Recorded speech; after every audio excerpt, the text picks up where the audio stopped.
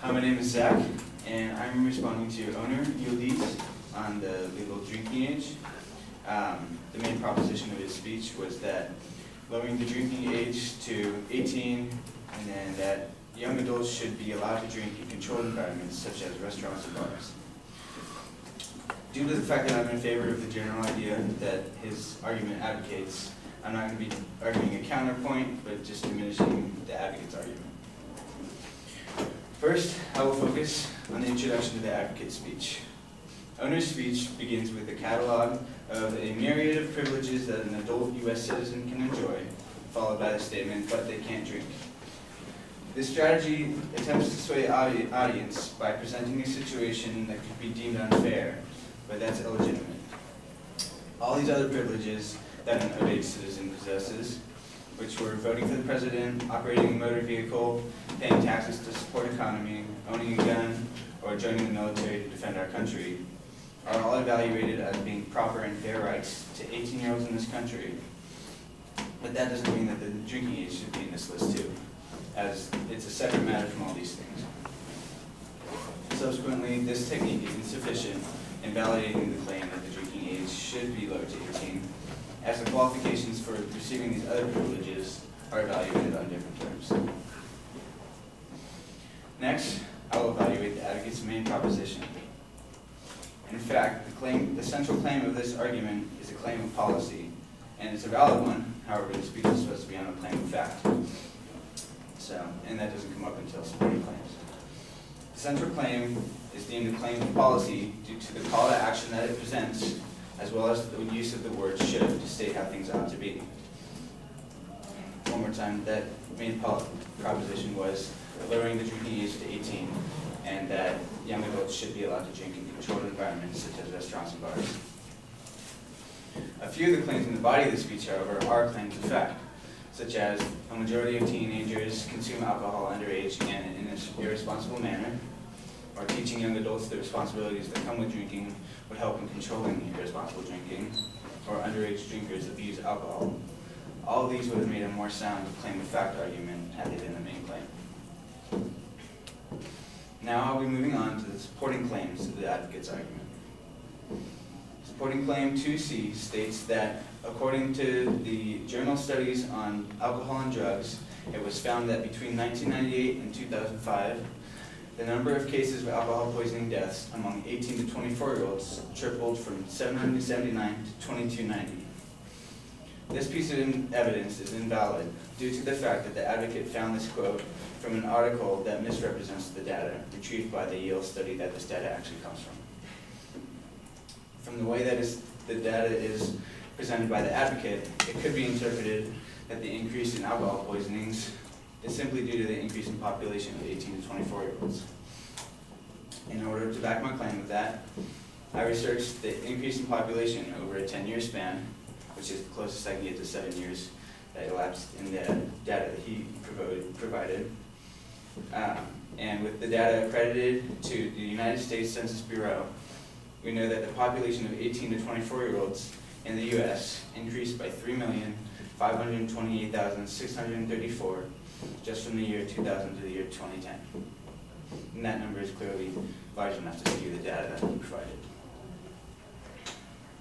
Additionally, the acceptability of this evidence is also questionable, as the age group used in the example comprises both those that can drink legally and those who cannot, from 18 to 24.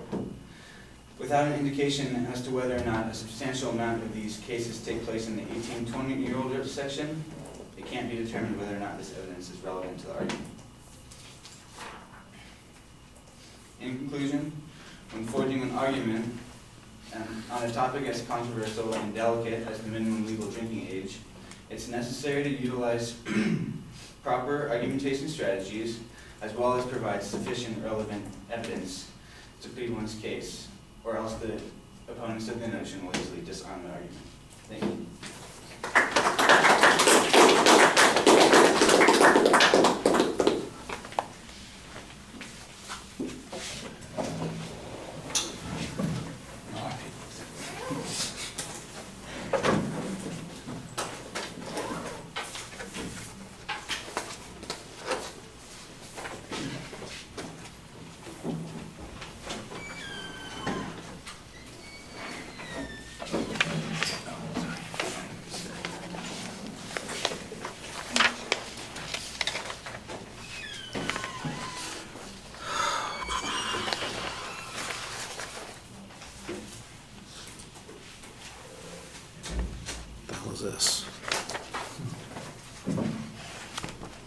Oh, here it is. Okay, gotcha.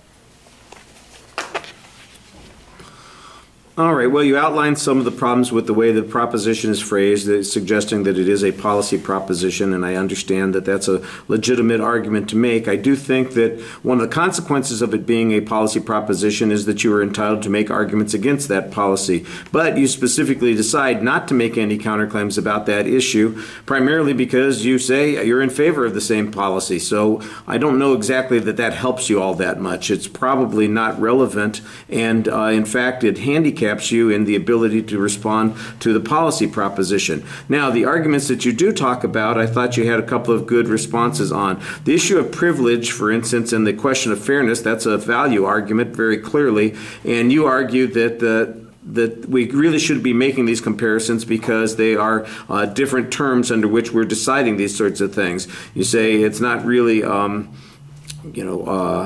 appropriate kind of comparison. But you don't explain why not.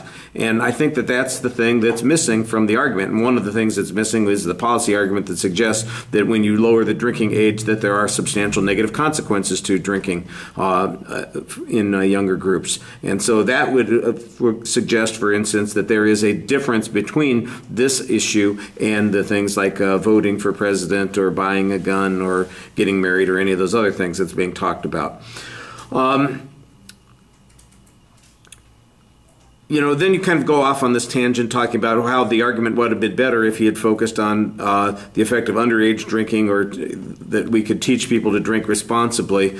Maybe, did he offer any arguments on those points, though? If he presented those claims and didn't offer any proof on them, that's the argument that you ought to be making. Not that he should have made it, that should have been his main claim, but rather that there was no evidence to support those claims. I think that would be the appropriate response there. I think your response on the second point, challenging the evidence that's being used, was an interesting approach. You first look at what the percentage, not the percentage, but the total population in that group, how big an increase it has, and that might explain why we had a substantial increase in the number of alcohol poisonings. Also, I thought you had a good challenge in the sense that it's not specific to the group that's being targeted here, since there are a whole bunch of people who are of legal drinking age that would have fit in this particular categories. But here's the argument that I'm wondering for. Where's the link that says that it's the drinking age that causes these alcohol poisonings?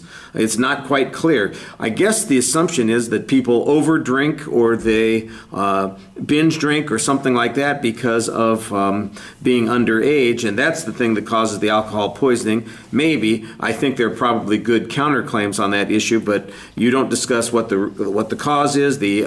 I don't remember if the advocate discussed what the cause is. You're just talking about what the total numbers are, which are not a bad argument, but by itself it feels a little bit incomplete. All right, thank you.